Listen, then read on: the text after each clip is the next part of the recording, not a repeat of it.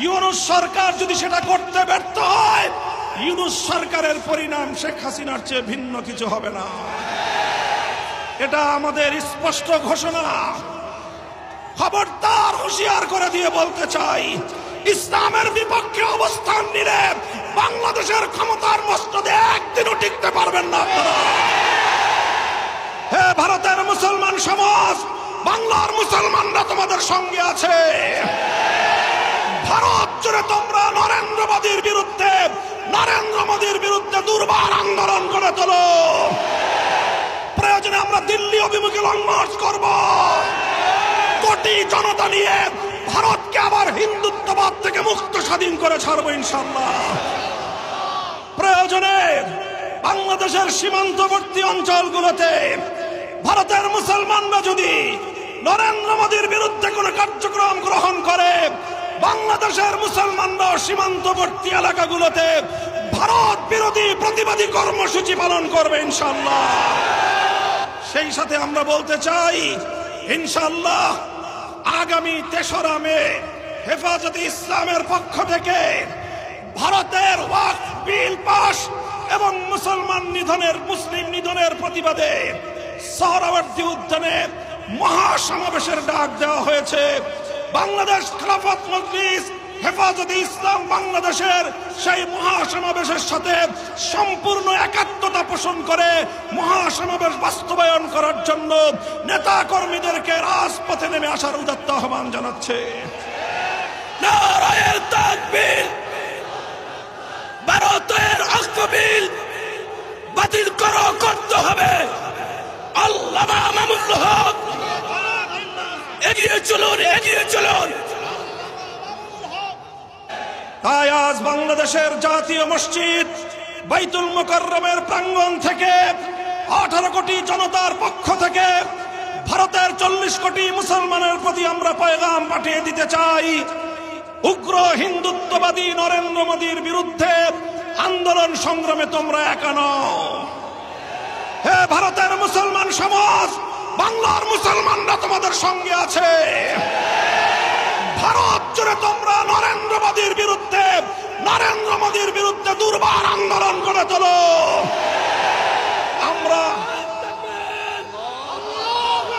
নরেন্দ্র মোদীর বিরুদ্ধে action, action! Narendra মোদীর বিরুদ্ধে অ্যাকশন, অ্যাকশন! নরেন্দ্র মোদীর বিরুদ্ধে মামুনুল হকের অ্যাকশন, অ্যাকশন! আমির মজলিসের অ্যাকশন, অ্যাকশন! বাংলাদেশের অ্যাকশন। কাজে আমি বলতে চাই, ভারতের মুসলমানরা যে কোনো কর্মসূচি ঘোষণা করবে, বাংলাদেশের মুসলমানরা তাদের পাশে থাকবে ইনশাআল্লাহ। প্রয়োজনে বাংলাদেশের সীমান্তবর্তী অঞ্চলগুলোতে ভারতের মুসলমানরা যদি নরেন্দ্র মোদীর বিরুদ্ধে কোনো কার্যক্রম গ্রহণ করে, বাংলাদেশের মুসলমানরা সীমান্তবর্তী এলাকাগুলোতে ভারত বিরোধী প্রতিবাদী কর্মসূচি পালন করবে ইনশাআল্লাহ। যদি প্রয়োজন মনে করি, আর এর পরেও যদি ভারতের মুসলমানদের নিধন বন্ধ না করা হয়, ভারতীয় মুসলমানদের স্বার্থের উপর একের পর এক আঘাত হানার সাম্প্রদায়িক এই কালো নীতি যদি ভারত সরকার পরিহার না করে, বাংলাদেশের মুসলমানরা ভারতের বিরুদ্ধে গোটা উপমহাদেশ ব্যাপী ঐক্যবদ্ধ সংগ্রামের ডাক দেবে ইনশাআল্লাহ। ইতিমধ্যে বাংলাদেশ সরকারের কাছে আহ্বান এসেছে, আঞ্চলিক জোট সার্ককে শক্তিশালী করে এই উপমহাদেশীয় অঞ্চলে দক্ষিণ পূর্ব এশিয়ায় ভারতের আধিপত্যবাদের বিরুদ্ধে সবগুলো মানবতাবাদী রাষ্ট্র ঐক্যবদ্ধ হয়ে ভারতের বিরুদ্ধে আগ্রাসী নীতির বিরুদ্ধে প্রতিরোধ গড়ে তুলবার আহ্বান জানাই।